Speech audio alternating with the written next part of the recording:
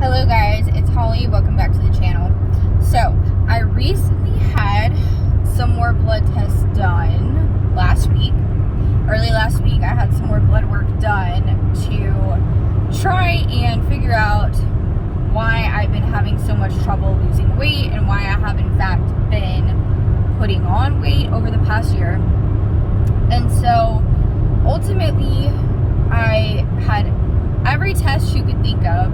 So I went to see a new doctor for a second opinion because the last doctor I saw was really great, but he was not nearly as thorough as I would have liked. So this new doctor is really, really awesome. And so she ordered a whole lot of more blood tests and some upon my request, certain ones, to try and see if we couldn't determine what was going on. So ultimately, my blood work came back and everything was completely normal, except my blood sugar was ever so slightly borderline high. So like very, very minimally, to the extent that it wasn't enough for any kind of diagnosis. So not even enough to even diagnose insulin resistance. So I have been talking a lot lately about insulin resistance and how I suspected that I was dealing with a little bit of that. And so ultimately, I was obviously pretty much right that I am in fact dealing with a blood sugar situation on a very, very minimal scale. So it's not enough to be insulin resistance, which basically insulin resistance is what you have before you have prediabetes, and then prediabetes leads to type 2 diabetes. However, all of this is reversible. And there are a lot of steps you can take to, avoid it from progressing to the next step. So, unfortunately, my blood sugar is a tad bit high, but I also have to consider this is the only time it's ever been high. And it is, there's always a possibility of a human error, a technical error. So, but I do feel more than likely it probably is a little high, and I think that it just comes from many years of the way that I eat. It's not so much what I eat. I don't have like a super high sugar diet or anything like that. I don't eat junk. I'm very healthy in the way that I eat, but I think over the years I've just been the type of person that eats really, really frequently, and really since high school, I have been eating pretty much constantly throughout the day. And I also would eat before bed, like right before bed, and then wake up and eat literally first thing in the morning. And so when you're eating super frequently, like, it does help with your metabolism. However, what happens is your insulin is constantly being spiked by the food that you're eating. So it's really kind of hard it's hard to gauge certain things, but what I am doing and the approach that I am taking to try and assist with this process of healing my blood sugar levels is I have a few different things I'm doing. So first of all, I am still taking the GOLO Release supplement. So I'm still taking GOLO Release, and apart from that, I am doing some intermittent fasting, which basically just means that I am waiting as long as I can in the morning before I eat. So a lot of people will intermittent fast and they will be able to literally go, 16 hours or 18 hours without eating. And some people can even do the whole 1 meal a day thing, which is where you will only eat 1 meal a day and you don't eat anything else in between. So I've always been really big on snacking, and I think it's just years of the constant eating has probably led up to this. My family history on all sides, we don't have any family history of diabetes or anything of the sort. So I really just think that I'm going to be more careful about the times in which I'm eating.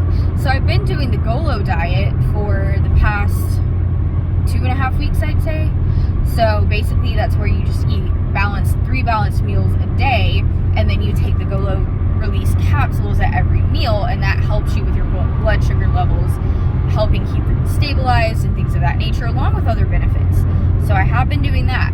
And then just taking a few other regular supplements that don't really apply, but I'm going to start taking, I'm probably going to start with bitter melon, start adding bitter melon into the mix, because that can really help blood sugar levels. I don't want to take too many things though for regulating my blood sugar, because if you take too many things, you can run the risk of getting it too low, and that can be really, really dangerous. So you have to be careful with that. So with my intermittent fasting, kind of rambling all over the place, but that's just how my mind operates. So with the intermittent fasting, I am aiming for just 12 hours right now. So initially, you know, I couldn't go longer than 8 or 9 hours without eating. I don't sleep a whole lot at night, so it's not like I'm sleeping during this time. Like, I would be eating, you know, first thing when I wake up, and then right before I go to bed. And so I only sleep about, you know, say 6 to 7 hours, probably closer to 6.5 on average. And so, you know, it's just not a very long fast. It's not a very long time. And so my blood sugar is kind of having some issues there. So essentially, I'm aiming for the 12 hours, and I've worked up to it a little bit. When I first started taking my thyroid medication a few months ago, I have to wait. You're supposed to take it on an empty stomach first thing in the morning, and you're supposed to wait at least 30 minutes up to an hour before you eat. So I kind of started doing that just because I had to for the medication. And then I gradually worked up to about 10 hours without eating. So now I'm able to make it about 12, but 12 is about the very most I can get right now, and I'm okay if it stays that way. But I think 12 hours is a good place for me right now. I don't really see a need for me to try and push it any further, especially at this point. So, but I feel like I'm doing a really good job, and it's just a lot. It's harder on the nights that, you know, I don't sleep a lot, like the next day, because my body likes to make up for its lack of sleep by eating more, because it's trying to compensate to give me more energy. And so that's another thing that's important to consider, is whenever you are sleep deprived, you know, you can tend to have more cravings, especially for carbohydrates and sugars, for real. So you just have to recognize that and notice if that is happening and you didn't sleep well the night before, then, you know, understanding that, hey, this might be playing into it. So it's important to just know your body and do your research and do what you can do. So apart from the intermittent fasting and the go-low and the supplementation, I'm kind of experimenting with different supplements. So when I finish the go-low and, you know, bitter melon, I will try some other things. There are a couple of other things I want to try as well. I'm also utilizing essential oils, particularly cinnamon, cassia, and cardamom, and so these are all really good for blood sugar. So I've ordered them. They have not come in yet, so I haven't started taking them, but I am going to be taking them internally very minimally, as well as using them topically in certain areas. So I feel like that's going to help as well. And then I'm not really doing any kind of carb restriction, just because that's not my thing. I'm not comfortable with that.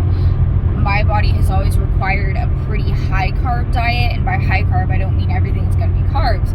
I just mean that's the way my body does best, is making sure I'm getting enough, you know, balanced diet.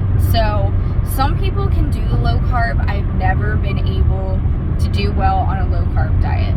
So, you know, I think for me, just not eating in between meals, doing the intermittent fasting, experimenting with the supplements, and I do eat some low carb meals. I do have, you know, I have a lot of different foods in my kitchen that are in fact, you know, low carb or keto or paleo, especially when it comes to breads and cookies and things of that nature. So it is really important to, you know, if you are having a blood sugar issue, to consider your carbohydrate intake. But I think the most important thing is to use common sense. You know, don't do anything crazy like sit there and eat a whole bag of cookies or anything like that, you know, especially if they're regular, you know, cookies with real sugar in them and things like that. So I'm just using common sense, and I do eat low carb foods, like I said, but I'm not going to make my whole entire diet low carb. And I've never thrived really well on a diet consisting of primarily meat lactose intolerant, so I can't consume a whole lot of dairy, especially cow's milk. I don't do very well with cow's milk at all. So I really like to consider all of these things, and each body, it's so beautiful how our bodies are all so different, and it's like we're all made essentially the same, but we all function so differently and require different things. Each body is so unique, and so really this is about most of what I'm doing for my attempting to regulate my blood sugar. So I do feel like all of this will play out, and I feel like all of this is probably going to fix the problem.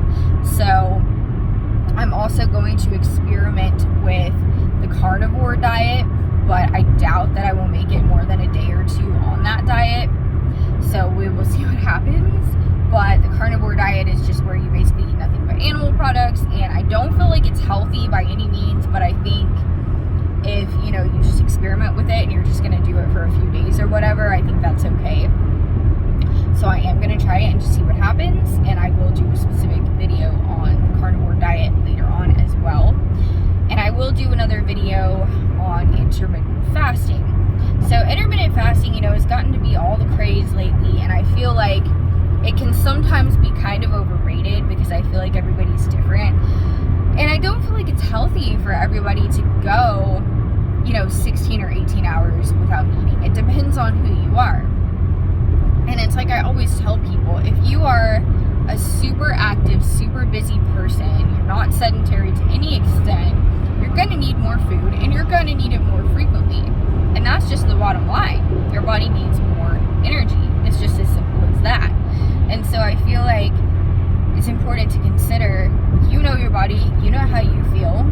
If you don't feel like you can only eat 3 meals a day, then don't do it. If you don't feel like you can wait, so long in between meals, have a snack. You have to listen to your body. And I feel like society, sometimes it gets so lost in the trends of everything that we don't actually consider, hey, I'm hungry, or this or that. You have to really consider these things. It's a huge deal. But anyways, that's really about all I have to say about what's going on with me right now. And the bottom line is, with all of this, is when your blood sugar is not stabilized and you're having a little bit of a spike, your blood sugar is kind of borderline essentially, which is what's going on with me. It makes it really hard for your body to burn fat because the body is using glucose, and it's a little bit complicated to explain, but basically your insulin, it's too much. And so yeah, it's kind of a long story, but and I haven't eaten yet today because I'm intermittent fasting, so you'll have to forgive me. I have some brain fog because I haven't eaten, but yeah, so with the insulin resistance, you're just everything's not balanced, and the body's not burning off that fat, so the metabolism isn't quite working right. And so yeah, it really sucks. But, I'm just happy that at least, I know for absolute certain that this is what's going on. My thyroid is completely normal. It has been for a while now. And the hypothyroidism that I had was really quite mild. And so I do look to getting off the medication, at some point. And I look forward to that and just being able to